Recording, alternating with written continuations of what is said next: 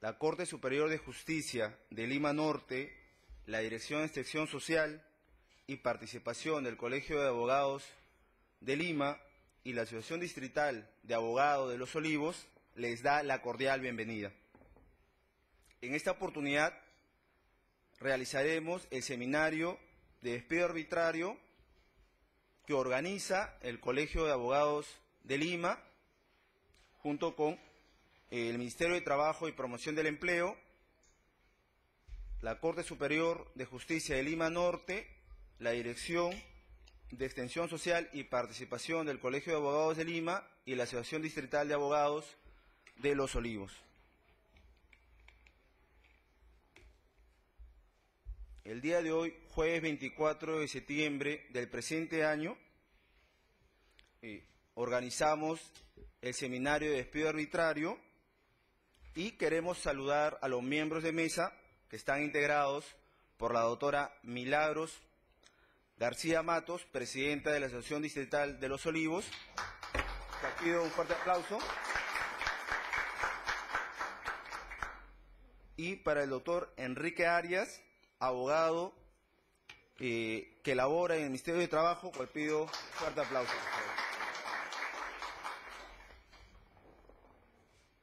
Queremos empezar este programa con las palabras de inauguración de la doctora Milagros García Matos, presidenta de la Asociación Distrital de Los Olivos, para la cual pido, por favor, nuevamente fuertes aplausos.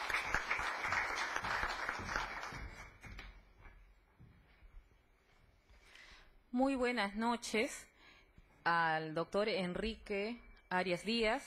Muy buenas noches a ustedes, queridos colegas, amigos, vecinos.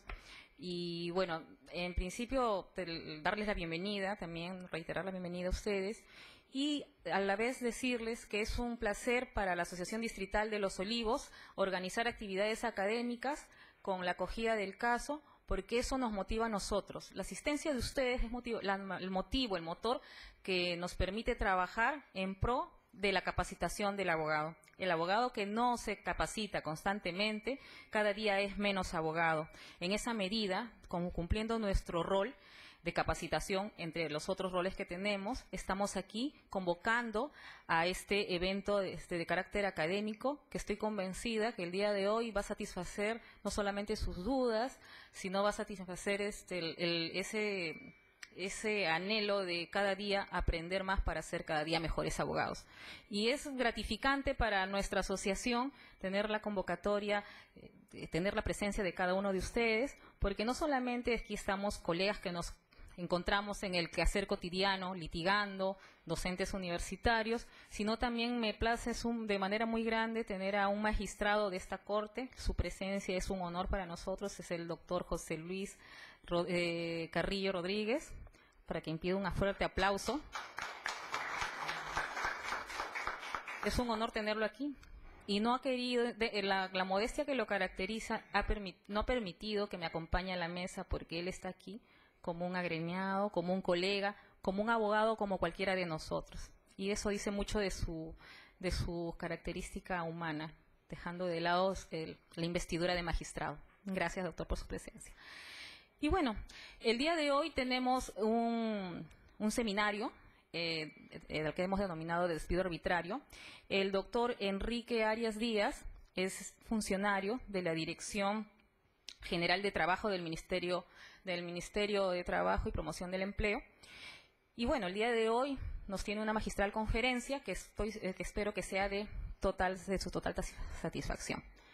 Entonces, sin más, vamos a iniciar esta conferencia y doy por inaugurado el presente evento. Muchas gracias.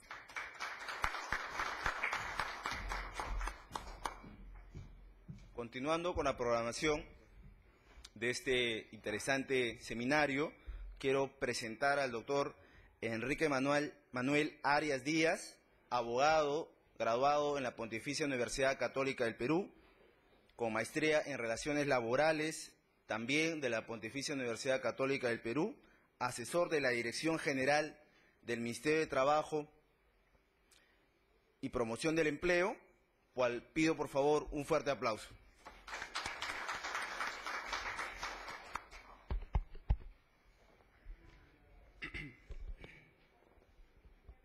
Muy buenas noches con todos y todas, estimada doctora Milagros García, estimados miembros de la Asociación del Colegio de Abogados.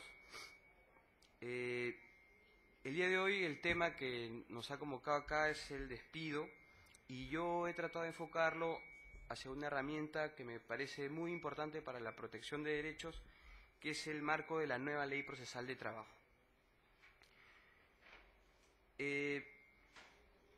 Para ello, y la siguiente diapositiva, por favor, hay 4 puntos importantes. Yo quisiera dar una introducción, en primer lugar, qué son las relaciones laborales, un poco nos contextualizamos en la historia, en la sociología, qué tipo de relación es la que protege el derecho laboral, ¿no? Entonces, es importante conocer el tema previo de cómo se instaura el vínculo laboral para luego podamos hablar un poco ya del despido, ¿no? Que es un mecanismo en concreto para la extinción del vínculo laboral. Posteriormente a eso haremos un recuento de las principales potencialidades que tiene la nueva Ley Procesal del Trabajo y iremos dando algunos ejemplos de cómo esta herramienta se puede adecuar o sirve para la protección del despido, ¿no? En primer lugar, bueno, algo que también quisiera decirles desde ya, que lo expuesto acá se enfoca principalmente al régimen laboral de la actividad privada, ¿no? Las relaciones laborales en el ámbito de la administración pública tienen otras particularidades, yo creo que en el fondo siguen siendo relaciones laborales, ¿no? Sino que particulares porque se tiene que atender a otros principios como en la carrera pública, la meritocracia, el acceso a igualdad de oportunidades, ¿no? Pero acá nos vamos a concentrar básicamente en el régimen laboral privado, ¿no? Las relaciones entre empresas, privados que ejercen su libertad de empresa y para eso se proveen de personal, ¿no? Y como punto final tenemos una pequeña recapitulación de las principales potencialidades que tiene la nueva ley. También algo importante que quisiera mencionarles, ¿no? Veamos esto como los grandes conceptos, ¿no? Veamos o tengamos claro la herramienta para que ya en los casos concretos que ustedes puedan tener, ustedes tengan la herramienta clara y la puedan aplicar, ¿no? Y además sí, también yo he hecho un esfuerzo por ver algunos pronunciamientos relevantes y criterios jurisprudenciales recientes, pero van a disculpar que hoy en día tampoco yo es que sea un litigante del día a día. Sí he visto procesos laborales en distintos momentos, digamos, de mi profesión, del ejercicio profesional, ¿no? Pero iremos viendo, digamos, en la medida de lo posible los casos que puedan tener, y hemos tenido como metodología tener la exposición y al final ya tener una serie de preguntas para algunas cosas que podemos intercambiar ideas, conversar, ¿no? El siguiente, ahora sí.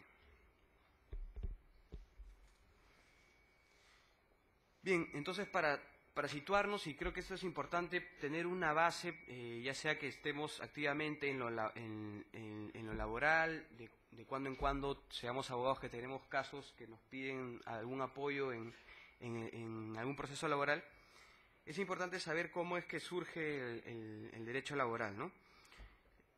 Y a diferencia de otras ramas del derecho, el derecho laboral es un derecho joven de alguna manera, ¿no? ¿Y a qué se debe? El momento histórico importante es la revolución industrial, ¿no? Se dan grandes cambios en las organizaciones productivas, aparece la máquina como la máquina que puede producir bienes, y la producción además en serie es un hecho relevante, y esto produjo en las ciudades donde comenzó esta revolución industrial, ¿no? una gran migración de personas del campo a las ciudades donde estaban estas grandes fábricas, ¿no? Entonces significó un gran cambio no solamente del trabajo, sino de cómo se giraba, cómo se organizaba la sociedad. Las personas comenzaron a vender su fuerza o su actividad laboral a un empresario, a un dueño de los medios de producción que lo contrataba y podía producir bien. Y a su vez ese trabajador probablemente se insertaba en una sociedad que poco a poco se ha instaurado en lo que es ahora una sociedad de consumo. Entonces, en ese momento, como regla general, el empresario era el dueño de los medios de producción, que necesitaba proveerse de la energía, de la actividad laborativa de las personas, ¿no? Y ese es el trabajador quien usualmente tuvo como único bien valioso su propia actividad que le ofrecía a cambio de un salario. Pues bien, estos cambios se dieron primero en los hechos y no tenían un respaldo normativo. El marco normativo que existió en un primer momento eran las normas civiles. Y esas normas civiles o los primeros códigos que aparecieron, justamente por inspiración de la Revolución Francesa con ideales de libertad, de igualdad, ¿no? Propugnaban o partían de la consideración de que las personas contrataban entre iguales. Sin embargo, en el ámbito de las relaciones laborales, el empresario, el titular de los medios de producción, era el que tenía un poder muy fuerte y en los hechos el empresario era más poderoso. ¿Poderoso en qué? Porque puede imponer ciertas condiciones, la persona que necesita el salario suele ser flexible a aceptar ciertas condiciones, y esa desigualdad material que había no se adecuaba a la igualdad de la cual partían las normas civiles. Entonces, para atender esa nula o atenuada capacidad negocial de las partes de la relación de trabajo, es que comienzan a establecerse ciertos mínimos, ciertas condiciones de base para evitar ciertos abusos en este intercambio de trabajo por salario, ¿no? Efectivamente, estas normas civiles fueron ineficaces para regular las prestaciones de servicios. Continuamos.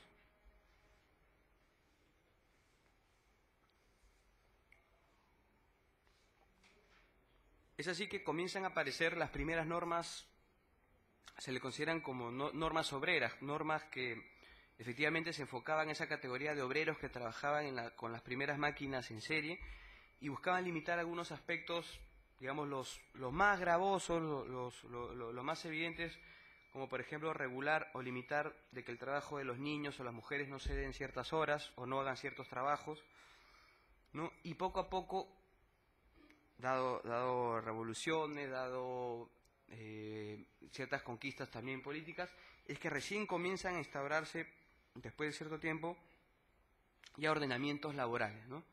Ordenamientos laborales que tenían este principio protector de poner límites al empresario, y se comienza a instaurar un ordenamiento laboral para poner límites a esa fuerza, a ese poder que tenía el empresario, ¿no? Es así que, por ejemplo, 1917, 1919, ciertas constituciones ya consagran incluso la protección al trabajo en su texto, ¿no? Además, 1919, luego de la Primera Guerra Mundial, también se crea la OIT, un interés, lo laboral comienza a situarse de manera importante y con el ánimo, en principio, de proteger a las personas, porque el trabajador es una persona que necesita protección porque dispone mucho de sí. Bien, estas normas laborales, seguimos, no se han referido al contrato de trabajo, al vínculo que se instauraba entre empresas y trabajadores. Entonces, ese vínculo laboral, conforme a distintos ordenamientos, y el nuestro también hoy en día, ya más moderno, que parte de nuestras normas laborales, muchas son de los 90, ¿no? Aceptan la mayoría de ordenamientos que el vínculo laboral se instaura básicamente de acuerdo de dos formas, ¿no? Por el acuerdo de voluntades, porque se puede pactar, lo que hemos hablado, que hay un diferente poder negocial, no implica, no quita que sea un contrato válido, pero sí amerita esa desigualdad material a que ese contrato se rija por ciertos pisos mínimos, ¿no? Y además, una segunda opción es que el vínculo laboral se instaure por lo que ocurre en los hechos. Para el derecho laboral es muy importante lo que ocurre en la realidad, en los hechos concretos. Y de hecho, nuestra actual norma laboral, la Ley de Productividad y Competitividad Laboral, cuyo texto único ordenado es el Decreto Supremo 003-97-TR, establece que verificada una prestación personal de servicios que sea remunerada y subordinada, existe una relación laboral. Es decir, no es necesario, y hay muchas veces ciertas personas que tienen miedo a que no puedan hacer valer sus derechos, dicen, yo nunca firmé un contrato de trabajo. Bueno, para nuestro ordenamiento no es necesario que uno haya firmado un contrato de trabajo para que nazca el vínculo laboral, ¿no? Si uno ya presta un servicio con esas características, y ahorita vamos a ver qué cosa es subordinado, ¿no? Y remunerado no significa tampoco que tenga que haberse dado una prestación, un pago efectivo, sino el derecho a obtener esa remuneración. Verificado esos elementos, en la realidad la persona ya tiene un vínculo laboral. Y ese vínculo laboral obliga al empleador a que deba cumplir ciertos parámetros mínimos de respeto, y entre ellos vamos a ver cómo es que se manifiesta esto en el despido, ¿no? En la conclusión del vínculo. Entonces, este vínculo laboral, este contrato de trabajo, implica ciertas facultades. Es cierto, el ordenamiento, las normas laborales reconocen que el empleador tiene cierto poder. ¿Y ese poder por qué? Les preguntaría yo, porque las personas tenemos la libertad de hacer empresa. Somos libres de crear una empresa para intercambiar bienes y servicios, para producir zapatos, para producir camisas, para hacer construcciones. Entonces, como parte de esa libertad de empresa, se reconoce ese poder de dirección, de dirigir a las personas, de dirigir al personal y organizar la fuerza laborativa de esas personas, ¿no? Entonces, este poder de dirección se manifiesta en la contratación, porque las empresas pueden contratar bajo distintas modalidades contractuales. Claro que van a haber requisitos, pero tienen una gama amplia. Pueden fijar estructuras, categorías, además organizan el trabajo, ¿no? Esto implica que es la persona la que se va a insertar a una organización. Es el empleador el que le dice cómo, le dice el cómo, ¿no? ¿Cómo es que tiene que realizar ese trabajo? Lo tienes que realizar repartiendo tales bienes en este punto. Tú eres un abogado que en principio podríamos pensar que es una profesión liberal, que es un independiente, pero sin embargo si el abogado se inserta en una empresa, es parte de un área jurídica, ¿no? Parte de una estructura, reporta, si no cumple lo sanciona. Por ejemplo, si tiene que ir a audiencias, no fue, se le venció el plazo y por eso está en rebelde, podrían aplicarle una sanción laboral. Entonces, si la persona está insertada en una organización y esa organización es la que le organiza su trabajo, vamos a decirlo así coloquialmente, su chamba, el día a día, pues la persona se está verificando un elemento de la subordinación. Incluso este poder dirigir a la actividad de la persona se manifiesta ¿no? en modificar condiciones. Si, por ejemplo, uno es un repartidor de pasteles, de tortas, que en principio repartía en un distrito de Lima, pero la empresa, por ejemplo, comienza a expandirse y tiene otros clientes también en otros distritos del ámbito de Lima metropolitana, podríamos ver si eso es razonable o no, de extender esas funciones ya no solo a Villa María del Triunfo, sino a otros distritos de Lima metropolitana, ¿no?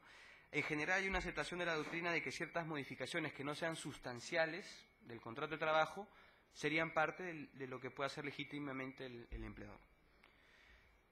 Entonces el empleador, si no cumplen esas direcciones, fiscaliza, sanciona, y ese es un tipo de sanción. El despido es el que vamos a ver el día de hoy, ¿no? Entonces, el despido es una potestad válida que reconocen las normas al empleador. Sin embargo, eso no quita que tiene que realizarse con un respeto a ciertos derechos constitucionales de la persona, ¿no? Que ciertos derechos tiene que cumplir cierto parámetro, cierto estándar para que esos derechos de la persona no se vean perjudicados. Entonces, en principio no veamos el despido como, no necesariamente en todos los casos un despido es malo o es negativo, sino que el despido está reconocido por el ordenamiento, porque el empleador también tiene que necesariamente, es parte del intercambio que hace, o el uso de los recursos humanos, vamos a decirlo así, que necesita para producir sus bienes. Pero no quita que esto sea una facultad libre de control constitucional, como vamos a ver más adelante algunas sentencias del tribunal, ¿no? La siguiente trata algunos artículos relevantes de la Constitución para que vean que el trabajo, digamos, hay un marco constitucional del trabajo, y hoy en día la Constitución ya se acepta que no son simplemente declaraciones de voluntad o programas políticos que quedaron fijados en algún determinado momento, sino que son hoy en día normas jurídicas y normas cuyos principios, cuya inspiración y lo esencial puede ser aplicado uno puede hacerlo valer entre los privados, y si el privado no cumple puede ir a un juzgado para que ese juzgado ordene, en primer lugar determine el derecho si no está claramente determinado, y haga cumplir, haga valer ese derecho. Entonces, el artículo 22 de la Constitución indica que el trabajo es un deber y un derecho.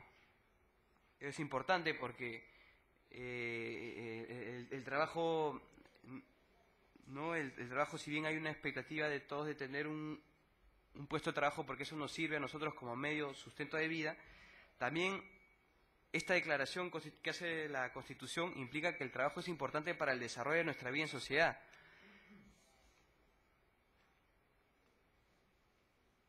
Además, el trabajo, ¿no? Y eso acá está acá, ¿no? En la continuación, es base del bienestar social y es un medio de realización de la persona. El artículo 23 indica: el trabajo en sus diversas modalidades es objeto de atención prioritaria del Estado, el cual protege especialmente a la madre, al menor de edad y al impedido que trabajan. Ninguna relación laboral, y esto es importante para el despido, puede limitar el ejercicio de los derechos constitucionales, ni desconocer o rebajar la dignidad del trabajador. Y este artículo 27, también central en la jurisprudencia del TC, indica, ¿no? La ley otorga al trabajador adecuada protección contra el despido arbitrario. En su momento, esta Constitución del 93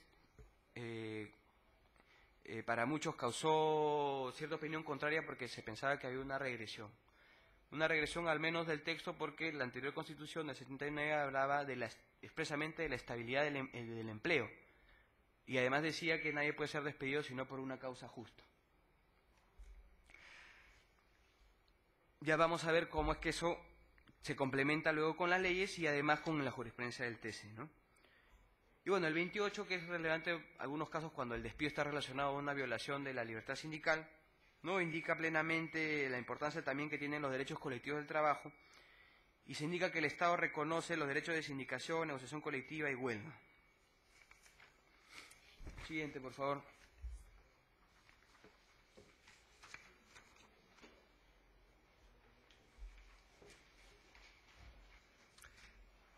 Pues bien, ¿cómo es que esta importancia que hemos visto en la Constitución, cómo es que se fue desarrollando en otras normas, en las normas de desarrollo, normas de menor jerarquía que la Constitución, ¿no?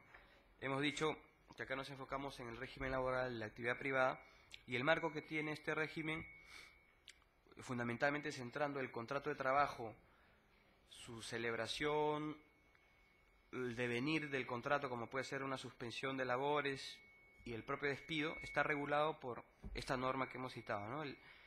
La Ley de Productividad y Competitividad Laboral, cuyo texto único ordenado ha sido aprobado por el Decreto Supremo 97-TR. Entonces acá está lo que comentábamos hace un momento, ¿no? El despido está expresamente como una causa válida de extinción del contrato de trabajo. Pero también ahí está el propio paraguas, ¿no? Tiene que ser en los casos y conforme a los supuestos o a la forma permitida por ley. Es decir, no puede ser, sin más ni menos, una facultad arbitraria, vamos, en el sentido lato que por ahora corresponde citar. Vamos a ver cómo la literalidad de la norma se supera, ¿no?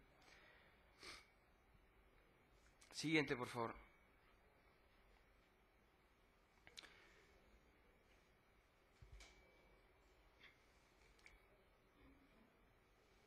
Bien, estos artículos que son el 22 y el 34, y en específico el 34, regulaba ya lo que es la protección ante el despido. Es decir, ¿qué pasaba si el despido se hace mal? En un principio la ley se refería, y la denominación que utilizaba era el despido arbitrario, ¿no? Creo que en la diapositiva está más, se puede leer mejor. El despido, artículo 34, ¿no? El despido del trabajador fundado en causas relacionadas con su conducta o su capacidad no da lugar a indemnización. Si el despido es arbitrario, por no haberse expresado causa o no poderse demostrar en juicio, el trabajador tiene el derecho al pago de la indemnización establecida en el artículo 38, la cual, abro un paréntesis, es de 1.5 remuneraciones mensuales por cada año laborado, con un tope de 8 remuneraciones, ¿no? Es decir, el cálculo no puede superar, perdón, las 12 remuneraciones, las cuales se alcanza a los 8 años laborados. Además dice que podrá demandar simultáneamente el pago de cualquier otro derecho o beneficio social pendiente. En los casos de despido nulo, si se declara fundada la demanda, el trabajador será repuesto en su empleo, salvo que en ejecución de sentencia se opte por la indemnización establecida en el 38. Entonces podemos ver ahí, ¿no?, que hay dos casos, ¿no? Ahí la ley está hablando de dos supuestos, ¿no? El despido arbitrario, que tiene la reparación de la indemnización, y un despido nulo, que sí puede ameritar la reposición en el despido. Esto, como comentábamos, significó una flexibilización, una desprotección, porque la regla general iba a ser la indemnización, y el despido nulo, conforme lo entiende la ley, es un despido nulo tasado, digamos, por ciertas causas. En otros países se entiende que el despido nulo en general es cualquiera que afecta a derechos constitucionales. Entonces hubo una crítica en su inicio porque esto se consideró una flexibilización, una precarización de la relación laboral, ¿no? Mayores posibilidades para que el trabajador pueda ser despedido. Y es más, despedido sin más ni menos, porque con esta fórmula se entendía que podías despedir con tal de que pagaras una indemnización. Es decir, de alguna manera se estaba tarifando el despido, ¿no? Comentaba un profesor en otras charlas que hemos tenido de despido arbitrario, que lo usual era, cuando una empresa ya no quería contar con una persona, ok señor, hasta acá nomás, usted pasa a recoger su cheque a recursos humanos y ahí está sus beneficios sociales y su indemnización por despido arbitrario. Entonces, había una lógica, ¿no?, de tarifar o de darle un precio al despido, pero no se entraba a cuestionar si el despido está bien o no hecho. Es decir, se obedecía a una causa, ya no se veía la causa del despido, sino simplemente se decía, despido arbitrario, ya, ok, ¿pagaste o no pagaste la indemnización? Porque esa es la única reparación. Entonces, esta mala aplicación que generó lo estipulado en la ley ameritó, ¿no?, ciertas sentencias relevantes del Tribunal Constitucional, ¿no? Y la primera de ellas, ¿no?, un famoso caso de dos sindicatos de Telefónica del Perú, ¿no? El Tribunal Constitucional comienza a analizar cuál ha sido el desarrollo desde las normas, cuál es la protección desde las normas que han hecho respecto de la protección que está consagrada en la Constitución. Y ahí el tribunal dijo expresamente, ¿no?, en resumida cuenta, el argumento que dijo es el siguiente, ¿no? La reparación consistente en la indemnización como única alternativa ante despidos injustificados o atentatorios de derechos fundamentales no cumplen con el mandato constitucional de otorgar una adecuada protección contra el despido arbitrario que está previsto en el artículo 27 de la Constitución. Entonces, para el Tribunal Constitucional no bastaba tener a la indemnización como una adecuada protección, ¿no? Y para llegar a eso, ¿no?, fueron relevantes también no solamente los artículos que hemos visto del trabajo como un deber y derecho, ¿no?, y de la especial protección de los derechos laborales, y que ninguna relación laboral puede rebajar el ejercicio de los derechos puede limitar el ejercicio de derechos constitucionales, ¿no? Esta importancia del trabajo permitió al Tribunal Constitucional decir que no bastaba que lo que haga esa ley, porque hemos visto que en el artículo constitucional daba una potestad al legislador para hacer el desarrollo de la ley, ¿no? No era una carta abierta para el legislador, sino que tenía que atender, como derecho constitucional que era, evaluar cuáles eran esas reparaciones, ¿no?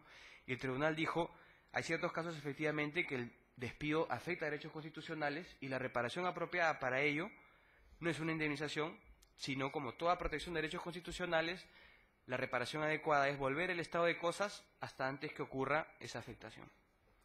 Y es por eso que el Tribunal Constitucional superó esa denominación de la ley, de lo arbitrario, y estableció una clasificación muy interesante, ¿no?, de cuáles podían ser esos casos de despido y cuáles eran las reparaciones que les debían corresponder, ¿no? Y eso está resumido en un siguiente cuadro, por favor, que es el siguiente, ¿no? En primer lugar, un despido incausado, dijo el tribunal, que es aquel que se da sin expresión de motivo, ¿no? Sin más ni menos te despido, verbalmente,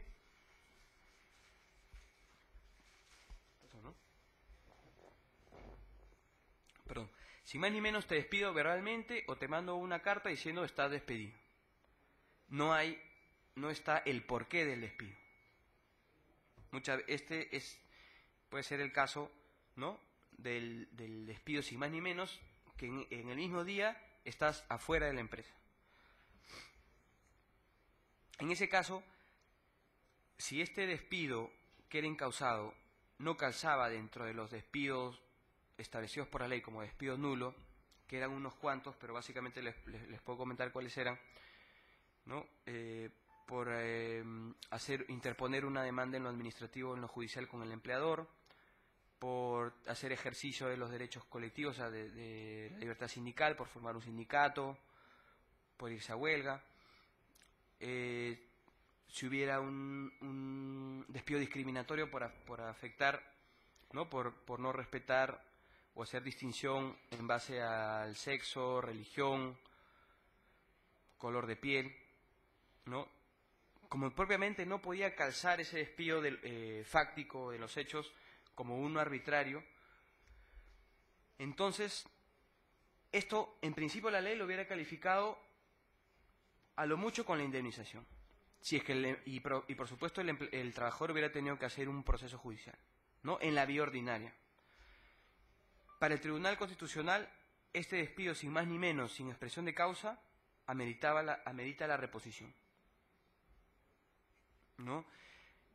¿Y por qué? Porque el contrato laboral, o mejor dicho, el trabajador que tiene un vínculo laboral,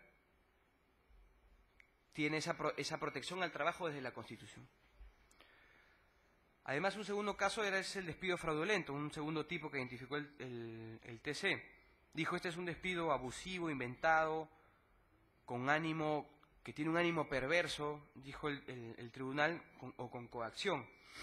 Entonces, este despido podría ser el caso en que a la persona le inventan hechos, lo incriminan o le establecen una falta grave con testimonios falsos, con pruebas falsas, o en todo caso le imputan una falta grave que no existe ni en la ley, no existe en la ley fundamentalmente, porque para despedir a una persona por falta grave tienen que ser las faltas graves que están establecidas en la ley. Si le inventan una adicional a la no prevista en la ley, esto calzaba como un despido fraudulento y también, por ser una manifiesta vulneración a un derecho constitucional, se superaba la reparación de la ley y se le podía brindar la reposición a través del amparo, ¿no?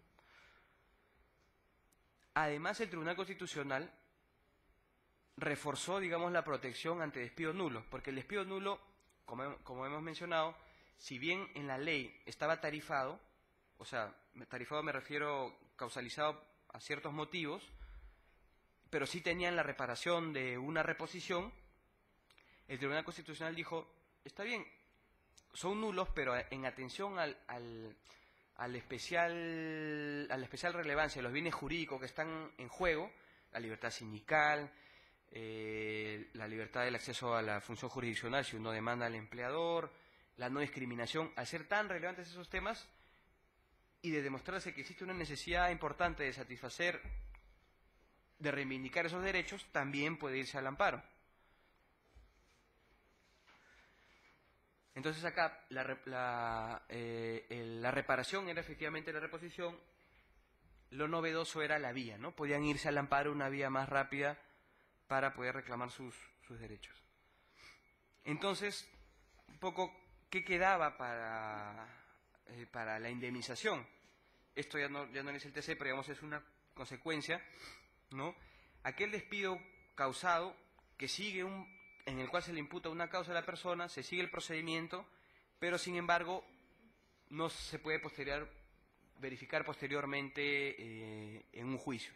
Por ejemplo, pensemos en un juicio que siguió el plazo de preaviso, se atendieron los descargos, se le imputaron una falta grave que estaba prevista en el ordenamiento, pero ya en aplicación, digamos, en la propia valoración del despido, por ejemplo, quizá no lo ameritaba, ¿no? Quizá no lo ameritaba en aplicación de principios de proporcionalidad, no lo ameritaba. Entonces, en ese caso podría tenerse, al no existir una manifiesta o evidente vulneración a un derecho constitucional, se aceptaría que la reparación sea la de la indemnización.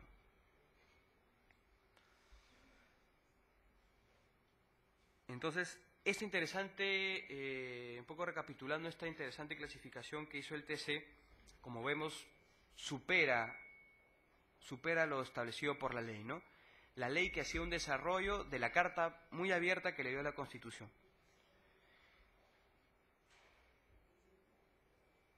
La siguiente, por favor. Esto es ya una etapa adicional a la que estamos entrando, que es ir conociendo la finalidad de los objetivos del nuevo proceso laboral, ¿no? Como hemos visto, las normas laborales crean obligaciones a los empleadores y los empleadores las tienen que cumplir en beneficio, respeto de las personas, de los trabajadores, o sea, en respeto del trabajador, de la persona humana. Entonces, ¿qué pasa ante ello, no? Como hemos visto, si el empresario, que es el empleador, tiene mucho poder en la relación laboral, la regla general, y esto es la regla general, el empleador está propenso a generar incumplimientos, ¿no? A incumplir los beneficios, ¿no? A no otorgar los beneficios, a hacerlo laborar horas extras, a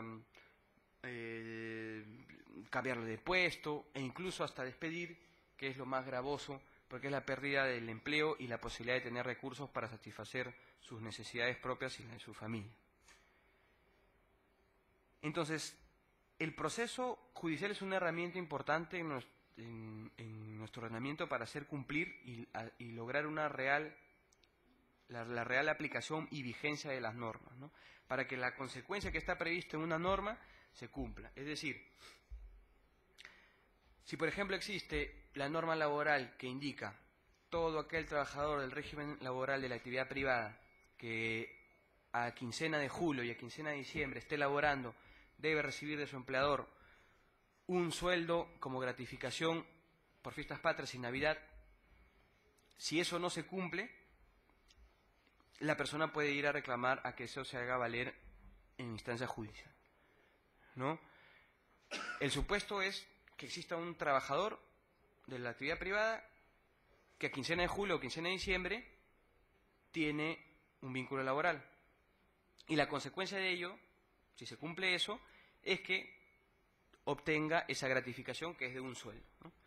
Si el empleador no cumple con esa consecuencia prevista en la ley, es decir, otorga la gratificación, la persona puede ir, bueno, en lo laboral están también las inspecciones judiciales, pero siempre podrá recurrir a la vía judicial para que el juez declare los derechos si es que no están determinados y además para que los haga valer, y si no los cumple la persona, emplee los mecanismos previstos de uso de la fuerza o en la ley, por ejemplo, embargar las cuentas, garantizar el cumplimiento de esa prestación. Entonces el juez es el que declara derecho, el proceso judicial es un mecanismo importante para el cumplimiento de normas, y eso es muy importante en lo laboral, seguimos, porque como hemos dicho hay esa asimetría en los hechos en favor del empleador, ¿no? Entonces, este mecanismo, especialmente en lo laboral, donde hay una asimetría evidente, es que se hace necesario no solamente tener un proceso judicial como cualquier otro, sino un proceso judicial especial. Un proceso judicial que atiende a ciertos principios. Un proceso judicial que debe tener como finalidad la protección de la persona. Un proceso judicial que no sea muy oneroso, que sea eficaz, que sea célere, porque están de por medio muchas veces la subsistencia de la persona, ¿no? Entonces, ¿qué pasaba? Siguiente. ¿Cómo venían siendo los procesos laborales bajo la norma anterior?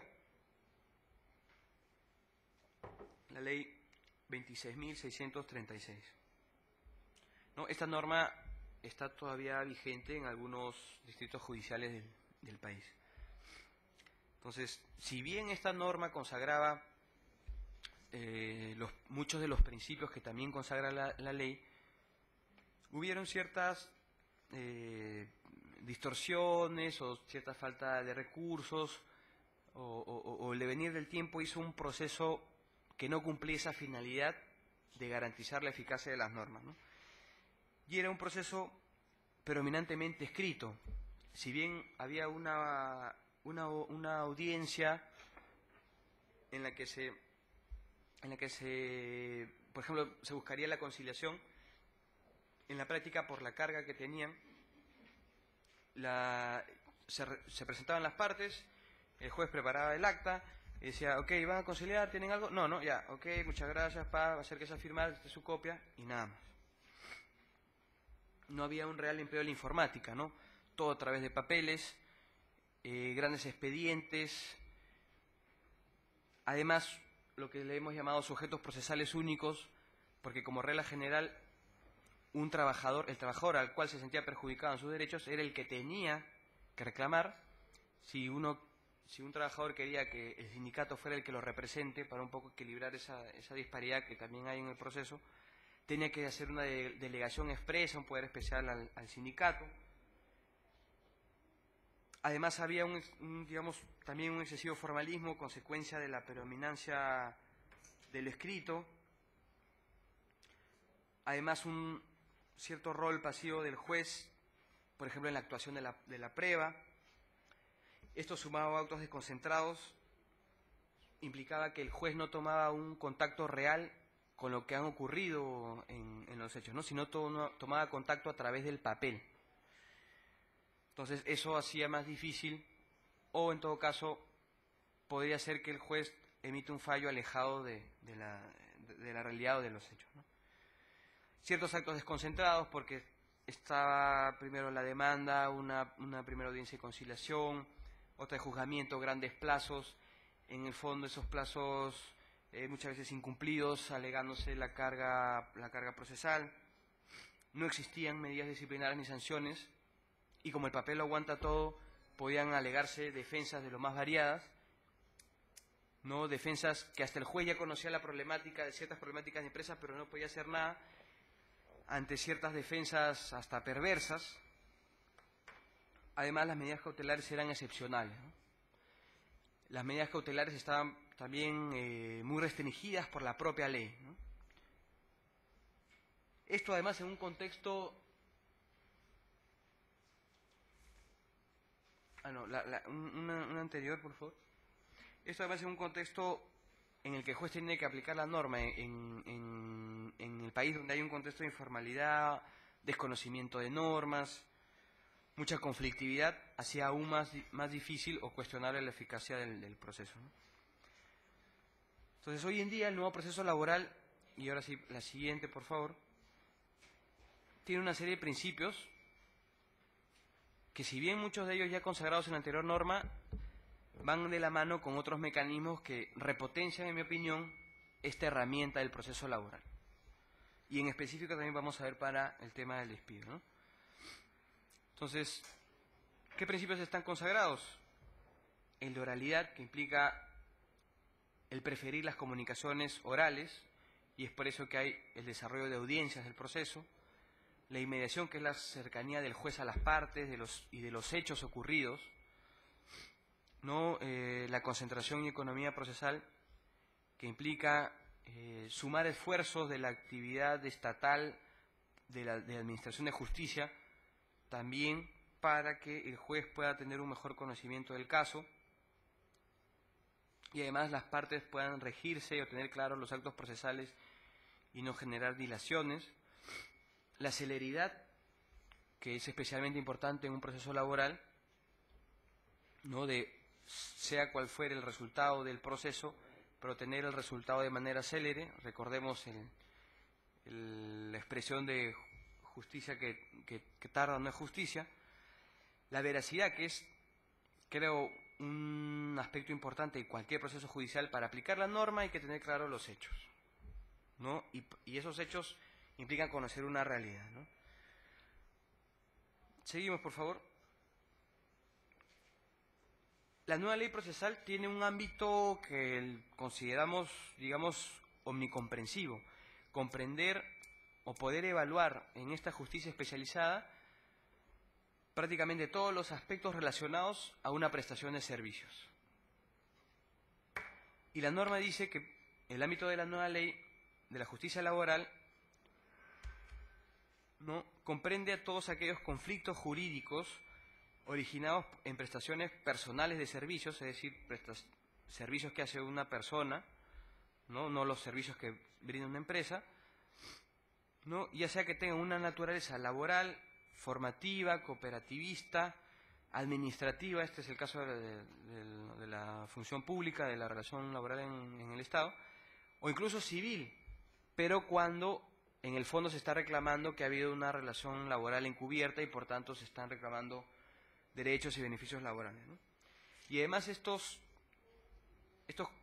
conflictos, estas materias pueden tener una dimensión individual de una sola persona, plural, más de una persona, o colectiva, si es que, por ejemplo, está un sujeto colectivo que es típicamente el sindicato, ya sea una de primer nivel, de empresa, de federación, confederación, o conflictos también entre los sindicatos, ¿no? A mí me corresponde tal derecho conforme al convenio, no, a mí me corresponde el otro, o yo soy el legitimado a negociar, no, yo soy el legitimado a negociar.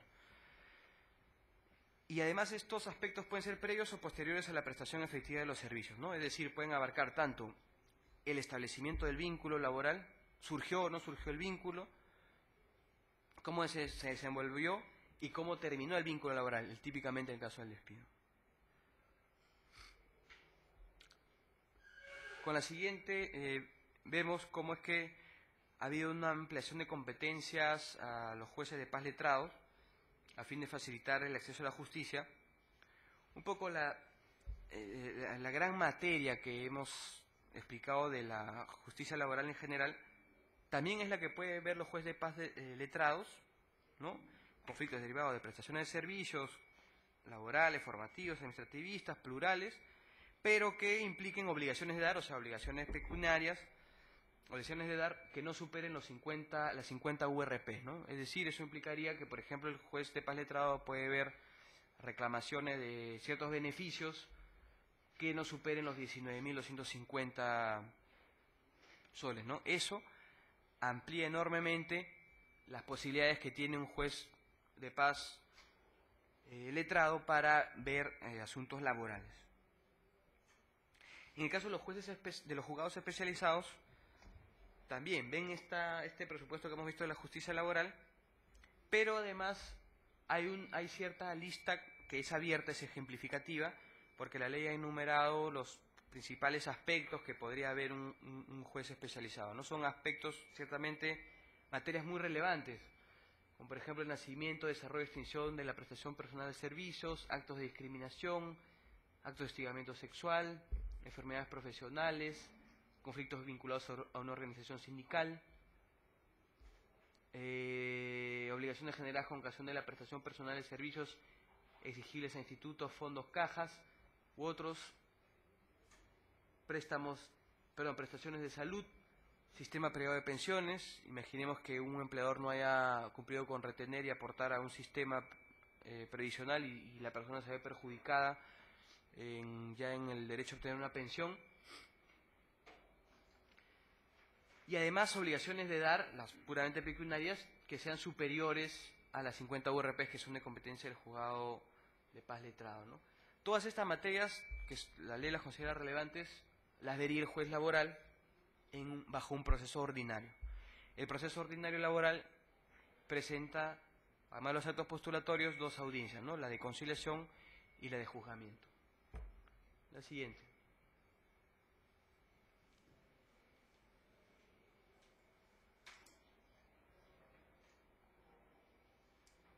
Bien, en cuanto al despido, hay ciertos supuestos especiales que ha puesto la norma. Cuando se trata de un demandante que está pidiendo la reposición como pretensión principal única, ¿no?, es competente el juzgado especializado de trabajo, pero bajo un proceso abreviado. El proceso abreviado implica la concentración de esas dos audiencias que hemos indicado, ¿no? En una sola audiencia se concentra la conciliación y el juzgamiento. El juzgamiento comprende la confrontación de partes, el ofrecimiento y actuación de pruebas, una etapa de alegatos y la etapa del fallo final o la sentencia, ¿no? Además, hay otro supuesto que pone la norma también de cierta afectación especial cuando se vulneren derechos sindicales de una persona, por ejemplo, o también puede ser de la propia organización sindical, ¿no? También va a ser el juez especializado de trabajo bajo un proceso abreviado. Esto implica que ciertas afectaciones, ¿no?, que la ley considera como especialmente gravosas se vean en una vía especializada y concentrada, ¿no?, que es el proceso abreviado laboral. Entonces, conforme a lo indicado, la nueva Ley Procesal de Trabajo permite que la justicia laboral analice cualquier aspecto relacionado a la extinción del vínculo laboral. Asimismo, permite una atención célere a casos de pedidos de reposición, lo que permite cuestionamientos de despidos fraudulentos e incausados, o que implican afectaciones a derechos constitucionales.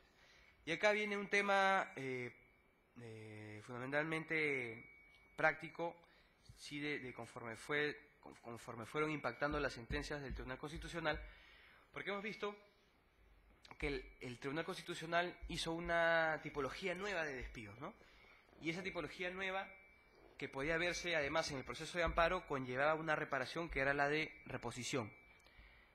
Entonces surgió la duda a los operadores del derecho y a algunos jueces también, si es que podían ver casos en los que se alegaba el despido incausado, fraudulento, claro, fundamentalmente incausado, fraudulento, ¿no?, porque el nulo en los cánones, o el nulo afectado que afecta a derechos constitucionales, podía verse en la vía ordinaria, o si es que tenía que ser necesariamente en el amparo.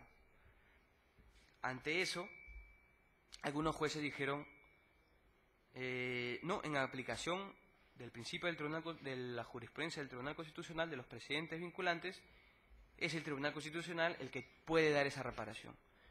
Yo, juez ordinario, aplico mi marco normativo, mi norma procesal y mi norma sustantiva, y aplico la reparación de la ley, que es la indemnización, y además la materia que puedo ver en proceso laboral es la impugnación del despido. Entonces, únicamente puedo ver esa impugnación de despido con esa reparación de indemnización. No obstante, algunos jueces, en aplicación de los principios, en aplicación de la sentencia del Tribunal Constitucional, dijeron, no, un momentito, nosotros, jueces ordinarios, y el mismo Tribunal Constitucional lo dice en uno de los precedentes constitucionales que hemos comentado, de esta tipología, que son los de Fetratel, Eusebio Llanos Huascos y Bailón Flores, ¿no?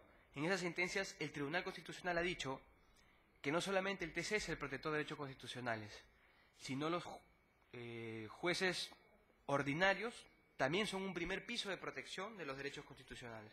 Entonces, en aplicación de ello, si el Tribunal Constitucional ha hecho un desarrollo de cómo entender esos derechos constitucionales, yo válidamente puedo ver esas impugnaciones de despido, no solamente con la reparación de indemnización, sino también con la posibilidad de aplicar la reposición, esa reparación restitutoria, no solamente indemnizatoria. Y esta práctica un poco ha sido abordada en plenos jurisdiccionales que se han emitido ya en el marco de la nueva ley procesal de trabajo, de la relevancia que ha tomado este nuevo marco normativo procesal, ¿no? Y en el primer pleno jurisdiccional del año 2012 se indicó lo siguiente, ¿no? Los jueces de trabajo en los procesos laborales ordinarios regulados por la Ley Procesal de Trabajo 26636, la norma anterior, están facultados para conocer los procesos de impugnación o nulidad de despido incausado o de despido fraudulento que, de ser fundado, tengan como consecuencia la reposición del trabajador. Los jueces de trabajo están facultados para conocer de la pretensión de reposición en caso de despido incausado o de despido fraudulento en el proceso abreviado laboral, siempre que la reposición sea planteada como pretensión principal única. Este segundo bullet, este segundo párrafo, se refiere no a la ley anterior, sino a la nueva ley procesal laboral, ¿no? Donde está esta distinción entre ordinario y abreviado, ¿no? Y además hace la precisión de que cuando hay una pretensión principal única, tenga que ser en la vía abreviada.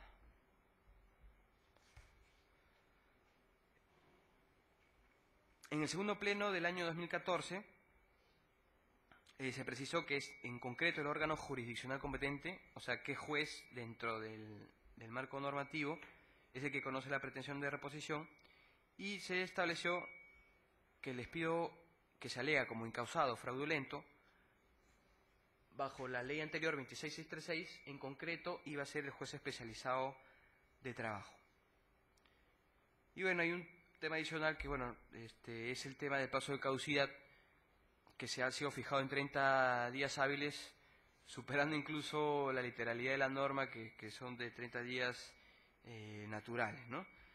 Finalmente, estos plenos jurisdiccionales, no tienen una vocación casi general o abstracta, como podrían tener los precedentes vinculantes Corte Superior, Corte Suprema, dando soluciones jurídicas ante ciertos casos especiales, pero han tomado una posición finalmente de lo que hoy en día están aceptando los jueces laborales, ¿no?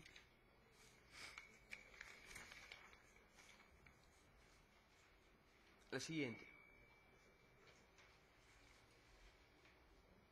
Y acá un tema muy interesante también en el segundo pleno, sobre la acumulación de pretensiones, ¿no? Han distinguido los jueces que participaron en este pleno en dos casos, ¿no? ¿Qué pasa con la ley antigua, 26636, y un segundo caso, ¿qué pasa con la nueva ley procesal, 29.497? Y para el caso de la primera, la norma anterior, se ha dicho, ¿no? Las pretensiones de impugnación de despido incausado o fraudulento pueden acumularse a cualesquiera otras pretensiones, por ejemplo, pensemos, beneficios impagos que quedaron al momento de cesar, ¿no? Incluso fundamentalmente quedémonos con ese ejemplo, ¿no? Y se tramiten además a través de la vía del proceso ordinario laboral. Estos son los términos y esta es la solución para la norma anterior. Y en el caso de la nueva norma, se ha indicado, ¿no? Las pretensiones antes indicadas, es decir, cuando se alega el despido incausado o fraudulento, no ante el TC, sino ante jueces laborales, ¿ok? Estas son tramitadas en la vía del proceso abreviado laboral. Es decir, ya no en el proceso más largo, sino en un proceso en el que se concentran ambas audiencias.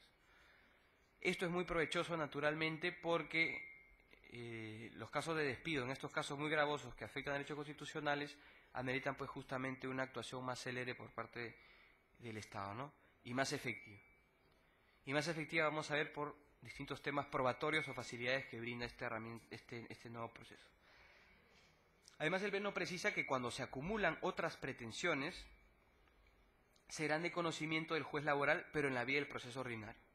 Es decir, aquí hay una vocación,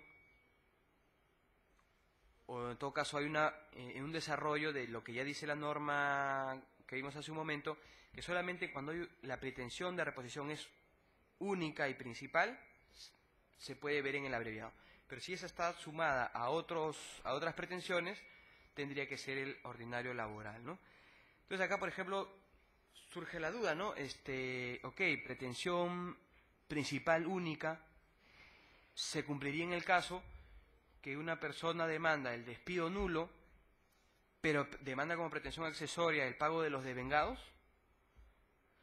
En una opinión muy personal, a mí me parece que eso no debería impedir acceder al proceso abreviado laboral, porque en buena cuenta la accesoria se desencadena o se admite si es que se admite esa principal, y esa principal es la reposición del trabajo. Entonces, verificada o comprobada la situación que amerita coger esa pretensión principal, de por sí deberían de venir este caso que hemos puesto de los devengados, ¿no?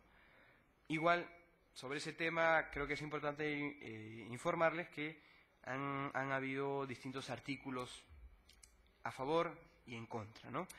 Los que indican estar a favor, pues, está el tema de la eficacia del proceso judicial, propiamente que no niega las accesorias, ¿no? Una tutela jurisdiccional efectiva no debería implicar a la persona a realizar otro proceso para hacer liquidar derechos que básicamente ya vienen de por sí con la admisión de algo evidente, la reposición más de vengados, ¿no? ¿Quiere decir, doctor, que la CTS como se reclama estaría en la segunda o la como usted dice? No, porque la CTS tiene otro presupuesto, ¿no? Otras condiciones, es un beneficio regulado con otras reglas, ¿no? Ahí, por ejemplo, habrá que ver si laboró más de 4 horas en promedio a la semana, específicamente en qué semestre es el impago, ¿no? Los beneficios trucos, o sea, es una consecuencia que no se deriva del hecho de admitir el tema del despido, ¿no? Bien, la siguiente se refiere a algunas reglas de comparecencia muy interesantes también. Es decir, reglas de comparecencia, en buena cuenta, es quién o quiénes pueden iniciar o participar en un proceso laboral, ¿no? Para este caso, se ha admitido, ¿no?, que los sindicatos pueden participar en causa propia, es decir, para reclamar derechos nacidos, por ejemplo, de un convenio colectivo, reclamos por la empresa porque no se han cumplido con retenerla y abonarle las cuotas sindicales, cuando se les afecta la libertad sindical, hay un auto de injerencia, se afecta la negociación colectiva, ¿no? Derechos colectivos que corresponden al sujeto colectivo, que por excelencia es el sindicato. Además, el sindicato puede comparecer en favor de los derechos colectivos de un grupo o categoría, es decir, en favor de personas individuales, ¿no? Imaginemos que no se paga una bonificación pactada en un convenio colectivo a favor de ciertos obreros, ciertos metalmecánicos, metalúrgicos, ¿no? Podría actuar ahí y demandar el sindicato. Asimismo, en defensa de dirigentes y afiliados, esto refuerza la regla general de los sindicatos de tener representación y velar por los derechos de sus afiliados. Y además, algo novedoso, que también pueden actuar en casos de discriminación en el acceso al empleo y trabajo forzoso infantil. Y esto no está amarrado a que tenga que ser en beneficio de un afiliado, un agremiado, ¿no? Simplemente creo que es una repotenciación del rol democrático que tienen los sindicatos para velar por ciertos derechos en la empresa. La siguiente, podemos ver cómo hay otros actores también que pueden iniciar un proceso. Y están los representantes de los trabajadores, que son los representantes, digamos, que actúan en defecto. O sea, para constituir un sindicato hay ciertos requisitos, ¿no? Y requisitos cuantitativos y otros, como por ejemplo tener 20 trabajadores para conformar un sindicato, ¿no? Si, por ejemplo, una empresa no llega a alcanzar esos requisitos y los trabajadores quieren formar una organización quieren de alguna manera hacer esa actividad sindical, pueden simplemente no formar un sindicato, pero sí designar ciertos representantes, ¿no? O delegados, ¿no? Entonces, esos representantes o delegados pueden hacer valer o iniciar un proceso para defender la libertad sindical, negociación colectiva, huelga, ¿no? O cualquier trabajador o prestador de servicios. Asimismo, en el caso que hemos visto de acceso al empleo, prohibiciones de trabajo, discriminación en el empleo o trabajo forzoso, trabajo infantil, también no solamente los afectados directos, sino también asociaciones sin fines de lucro pueden actuar en el proceso, o también la propia Defensoría del Pueblo o el Ministerio Público, que también tienen un rol importante en la protección de los derechos fundamentales. Siguiente, por favor. Hay medidas de favorecimiento importantes para ciertas categorías, como es a favor de la madre gestante, el menor de edad y la persona con discapacidad, ya que ellos tienen un derecho a acceder a defensa pública. Está la gratuidad del proceso, no pagar tasas judiciales cuando se trata de un monto que se reclama menor a las 70 URP, es decir, para este año 26.950 soles, ¿no? Asimismo, hay una posibilidad de comparecer incluso sin abogado al proceso, para que el hecho de tener que pagar un abogado no sea una barrera inicial, por más que posteriormente la persona pueda reclamar costas y costos. Y en ese caso, los prestadores, esto puede darse en el caso de prestadores de servicios que reclamen montos no superiores a las 10 URP, 3.850 soles. De superarlo puede ser facultativo de acuerdo a las circunstancias del caso, ¿no? Y además el Poder Judicial aprobaría formatos especiales para hacer demandas muy sencillas, ¿no?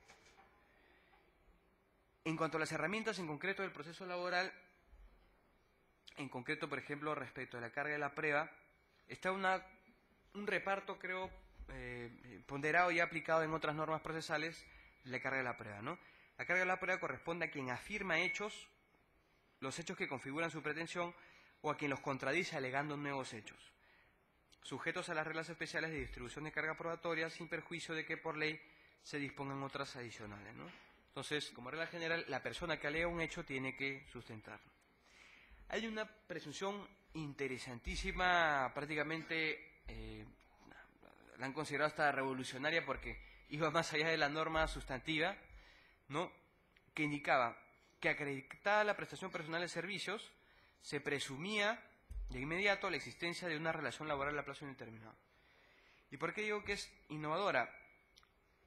Sin esta norma, quien decía que era trabajador y, por ejemplo, no tuvo un contrato laboral firmado, tenía que demostrar que brindó un servicio personal, en primer lugar, un servicio hecho por él como persona natural.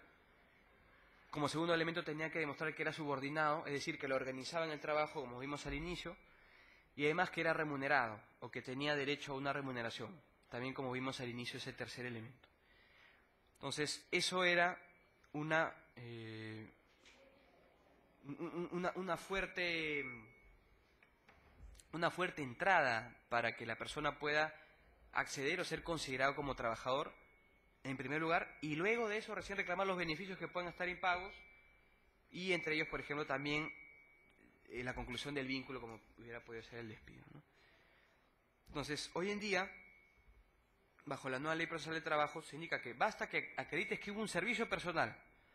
Los otros dos elementos que configuran una relación laboral, subordinación o remuneración, se entenderán verificados porque para la norma ya existirá una relación laboral. Como decía un profesor, parece ser que esta presunción pasó a ser percibida para los empleadores, los empresarios, porque les impone una carga mayor de prueba, ¿no? Si ellos quieren revertir esta carga probatoria, tendrán que demostrar o que no hubo prestación personal, o que no fue subordinado o remunerado, pero no les basta quedarse de brazos cruzados. En la siguiente vemos algunos temas de carga probatoria aplicables al despido.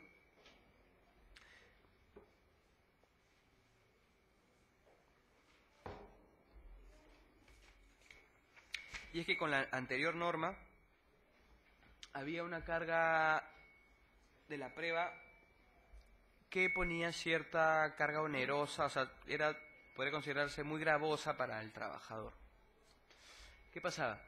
El artículo 27 decía, la carga de la prueba corresponde a las partes a afirmar sus afirmaciones y esencialmente, y marcaba un listado, el punto 3 decía, al empleador la causa del despido, al trabajador probar la existencia del despido y su nulidad cuando la invoque y la hostilidad de la que fuera objeto. Es decir, viendo el recuadro rojo, bajo la anterior norma, un empleador podría decir, ok, yo tengo que demostrar la causa, pero el trabajador es el que demuestra la existencia del despido.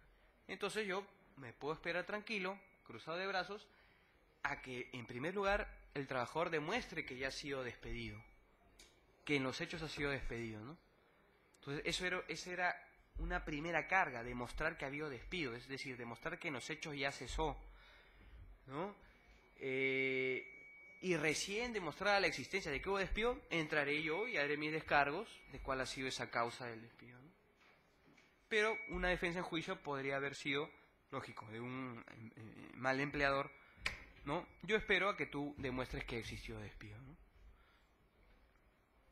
Si no, formalmente estarán mis declaraciones de el vencimiento del contrato, de que te seguí el procedimiento, o hasta que te estás a disposición para laborar, pero no te has presentado al centro de trabajo.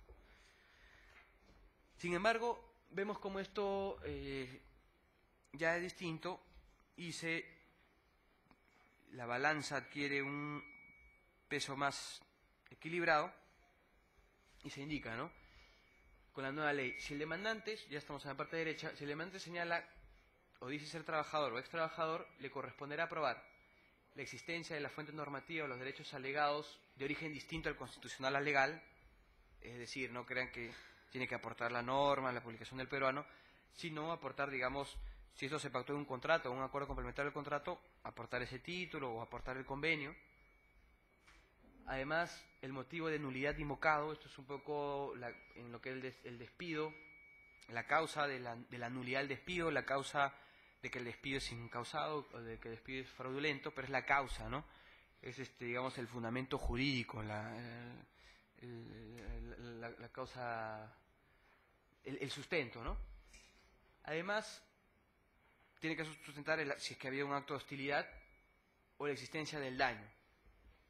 Pero interesante acá, vamos a ver el tema, cuando se pasa al empleador, el empleador lógico tiene que probar el pago, eso como regla general en las remuneraciones, el cumplimiento de las obligaciones nacidas de normas legales, acá de saque tiene que acreditar siempre el cumplimiento de las normas, abarcando las legales y las demás, convencionales o del ámbito privado, y además si es que se extinguieron o si es que son inexigibles, no basta alegarlo, tiene que probarlo o sustentarlo, el cumplimiento de sus obligaciones contractuales, la existencia de un motivo razonable para desvirtuar el motivo que haya invocado el trabajador, y además, esto es interesante para el despido, el último es que el empleador tiene que probar el estado del vínculo laboral.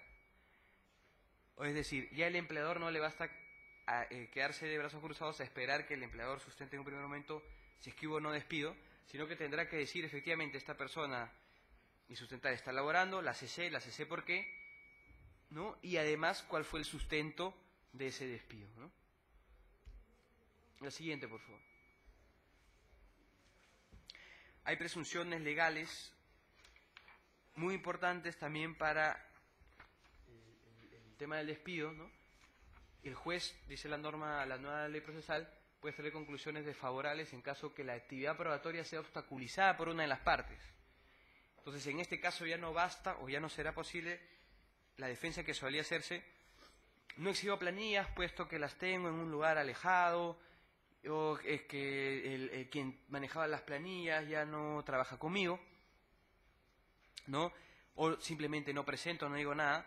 Esa actividad, lo que vaya demostrando mi actividad procesal, mi actividad en la audiencia, ¿no?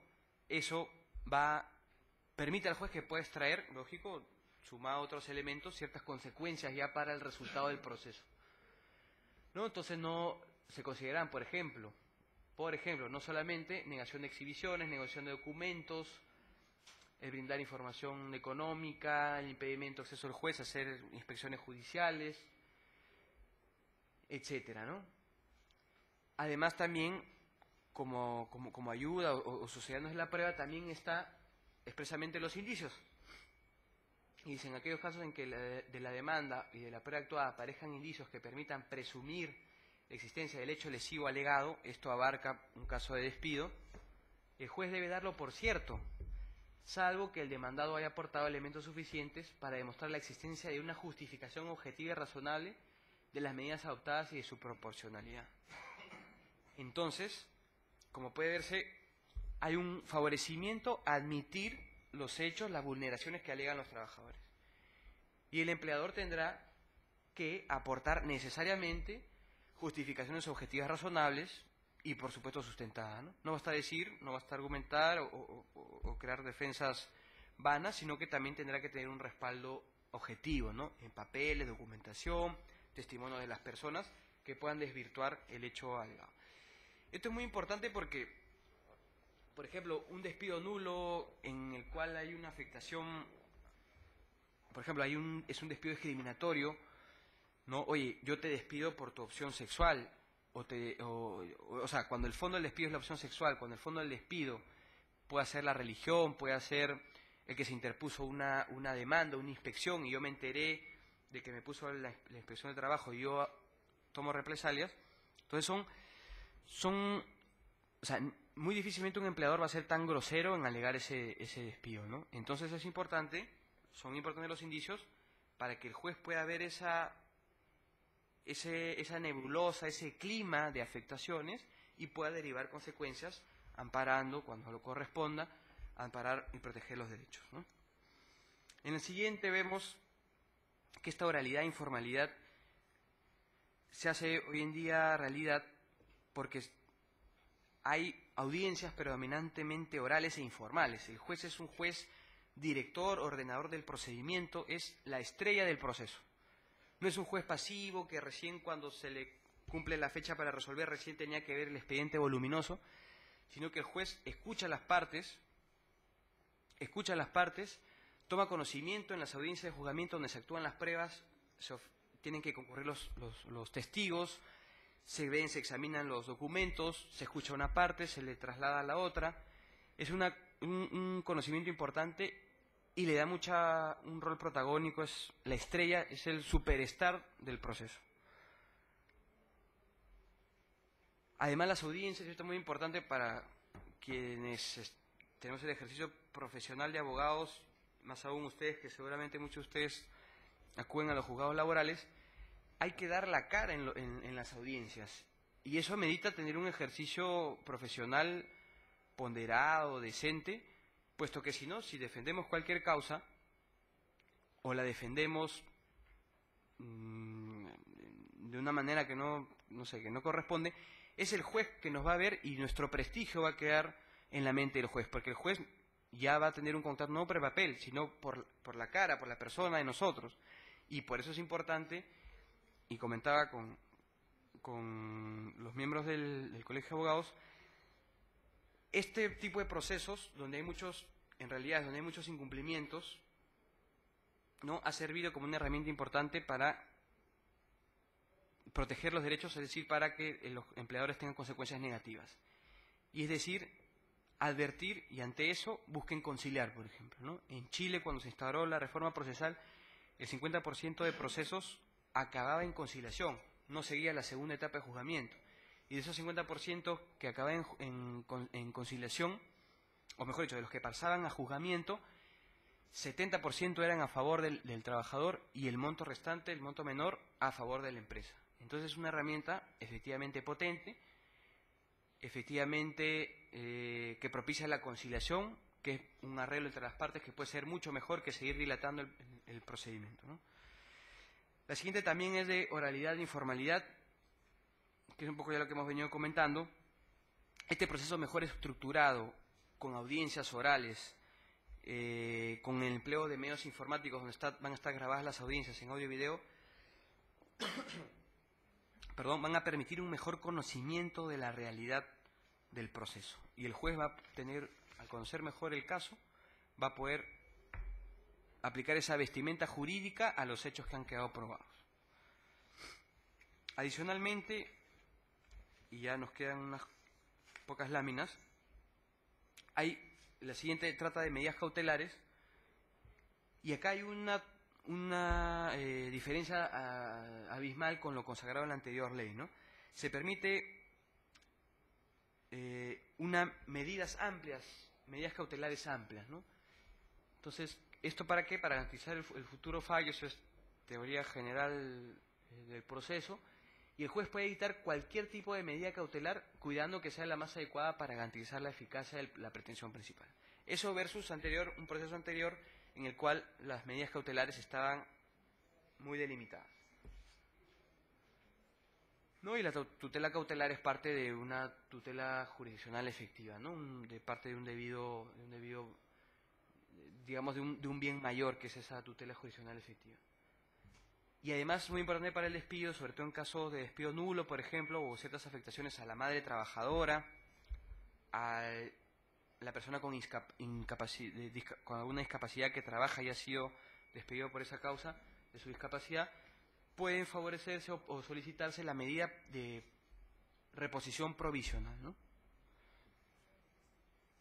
La siguiente, por favor. Esta es una reciente sentencia del Tribunal Constitucional en el cual ha brindado algunos criterios en general para evaluar cuando en los procesos de amparo estamos realmente ante un planteamiento que amerita verse en amparo. Porque, como sabemos, el Código Procesal Constitucional estableció, ¿no?, que ante la existencia de una vía igualmente satisfactoria, las personas no podían recurrir al proceso constitucional si no tenían que ir al proceso ordinario. Entonces, el Tribunal Constitucional ha establecido dos criterios o dos grupos, ¿no? Y esto debe analizarse en el caso concreto. Ha dicho, la dimensión objetiva, que para resumirles es el propio diseño del proceso, objetivamente, qué ofrece el proceso, cómo está diseñado, qué reparaciones admite, y una dimensión subjetiva, que está relacionada con el propio derecho a ser protegido, ¿no? Este derecho afectado amerita una especial protección, es urgente la reparación, o el derecho involucrado es un derecho irreparable que necesita, por ejemplo, una inmediata atención. Esa es la dimensión subjetiva. Y eso, comentando esta sentencia, ¿no?, ha establecido, hay una referencia a cómo esto impacta en los temas laborales, ¿no? Y dice, en cuanto al presente establecido mediante el expediente 206-2005, caso Bailón Flores, indica que sus reglas se orientaron a determinar supuestos que en materia laboral serían susceptibles de debate por la vía del amparo, y no determinar en realidad cuándo la vía ordinaria resulta igualmente satisfactoria para la protección del derecho constitucional amenazado o vulnerado. Entonces, un extracto interesante es el siguiente, ¿no? Siguiente. Dice, como antes, en caso que la vía ordinaria, la vía laboral, no permita la reposición satisfactoria o eficaz del trabajador, o cuando el demandante persiga la tutela urgente de sus derechos constitucionales, esas son las dimensiones objetiva y subjetiva, frente a despidos nulos, en caso no vaya a obtener tutela satisfactoria en vía laboral, deberá admitirse el trámite de la demanda de amparo. Por ejemplo, pretensiones en las cuales se solicita la reposición sumada a otra pretensión, pues el proceso ordinario laboral no sería suficientemente garantista en comparación con el amparo. Entonces, en el caso concreto del Tribunal Constitucional, el demandante interpuso demanda antes de la vigencia de la nueva Ley Procesal del Trabajo. Por ende, en este caso podía ventilarse en la vía del amparo. Sin embargo, al analizar los hechos y material probatorio, no se consideró que había una afectación al derecho del trabajo, libertad sindical, ni elementos en los que se haya sustentado la urgencia de la protección. Es decir, en buena cuenta, el tribunal no niega esta clasificación de despidos que vimos y que ello amerita una reparación restitutoria, es decir, la reposición en el empleo, pero ha dicho, un momentito, veamos en cada caso concreto y más aún hoy en día en el marco de la nueva Ley Procesal del Trabajo, si es que existe una vía igualmente satisfactoria. Y para el Tribunal Constitucional, y lo he dicho me parece en la segunda de las sentencias que hemos citado, ¿no? Ha dicho, la nueva Ley Procesal del Trabajo sí te plantea una vía igualmente satisfactoria en el caso de la reposición como pretensión principal única, porque eso lo puedes ver en el proceso abreviado laboral, ¿no? Vamos a ver cómo este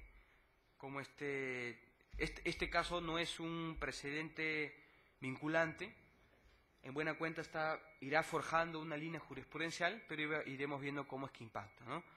En buena cuenta, sí, es cierto que esto refuerza la lógica extraordinaria de los recursos de los procesos constitucionales, pero veamos cómo es que está en capacidades o no de responder la justicia ordinaria a ver una mayor cantidad de casos, ¿no?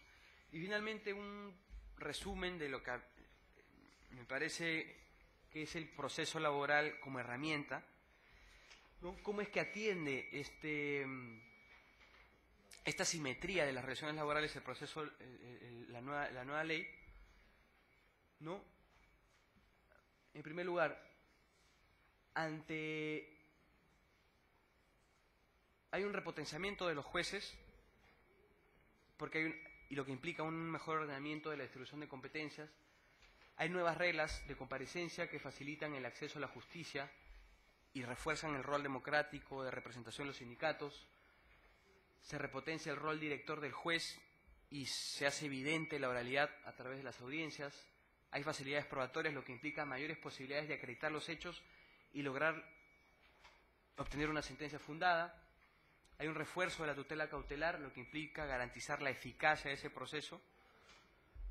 Hay una primacía de la Constitución, porque la nueva ley procesal ha hecho referencia también a la cuarta disposición complementaria transitoria de la Constitución, que dice que los derechos consagrados en la Constitución se interpretan de conformidad a los instrumentos internacionales de derechos humanos.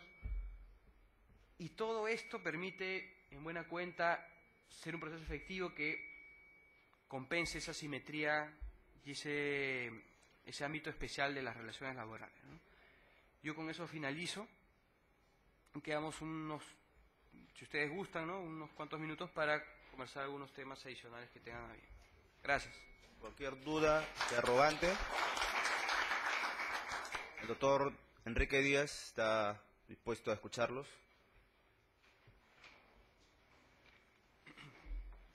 Creo que a la vista que no hay ninguna pregunta, no hay ningún interrogante, pasamos a las palabras de clausura de la doctora Milagros García Matos.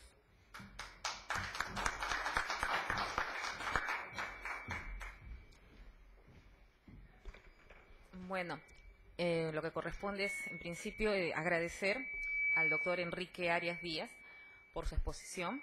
El día de hoy hemos tomado nota y hemos aprendido algunos temas de nuestro interés en el aspecto laboral y sobre todo en lo que respecta a despido arbitrario. También agradecer a la Dirección de Capacitación y Difusión de Derechos del Ministerio de Trabajo y Promoción del Empleo. Y bueno, a ustedes, porque ustedes han hecho posible que este sea el primer evento que estamos realizando de carácter laboral en alianza con el Colegio de Abogados de Lima, la Asociación Distrital de Abogados de Los Olivos y esta Corte. Es el primer evento, no será el último, y vamos a, los 2 años que tenemos de gestión, y hemos empezado en julio, vamos a tener durante el año varios eventos con el Ministerio, también con la Corte y otras instituciones, exponiendo temas de actualidad, temas de derecho de las diversas áreas de nuestro cotidiano trabajo, áreas de derecho civil, penal, laboral y bueno, y otros, que van a servir para que cada día nos capacitemos y estemos pues a la altura de las circunstancias en un proceso y ser, pues, como ya lo había dicho antes, cada vez mejores abogados y servir mejor a la ciudadanía y estar satisfechos de ejercer una carrera tan hermosa como es la de ser abogados. Gracias también tengo que agradecer a mis directivos, a mi vicepresidente, al doctor César Barrón Ugarte, para quien pido un fuerte aplauso, a mi directora de Bienestar Social, la doctora, ay, la emoción, Maruja Fernández Bustamante, a mi secretario general, el doctor Miguel García Lam, que nos ha apoyado en el área de las diapositivas, y a mi secretario, ay Dios, ¿qué cargo es? De comunicaciones, disculpe, que él hoy día nos ha colaborado con la moderación de este evento. Mil gracias a ustedes, nos veremos en el próximo evento. Como les repito, esta es la tercera actividad y la primera con el Ministerio de Trabajo y Promoción del Empleo. Muchas gracias, muy buenas noches y doy por clausurado este evento. Agradecemos todos.